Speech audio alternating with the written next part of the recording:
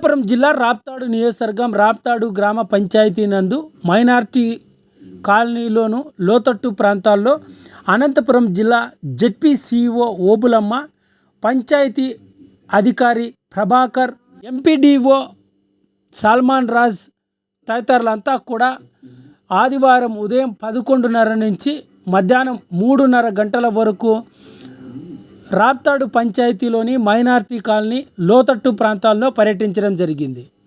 రాత్రి కురిసిన భారీ వర్షాలకు లోతట్టు ప్రాంతాల్లో పలు కాలనీలో పర్యటించి అక్కడున్న సమస్యలను అడిగి తెలుసుకోవడం జరిగింది.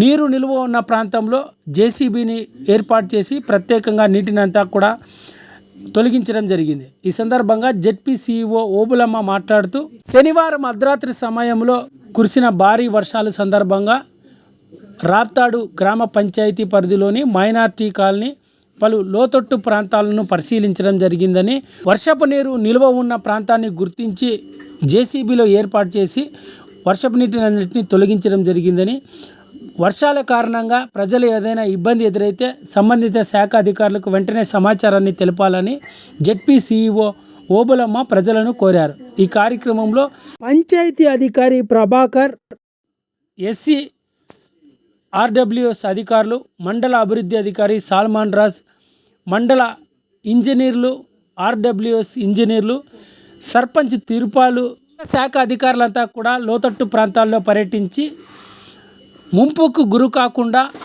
జేసీబీలను ఏర్పాటు చేసి ప్రధాన కాలువలో పూడికలను తొలగించడం జరిగింది.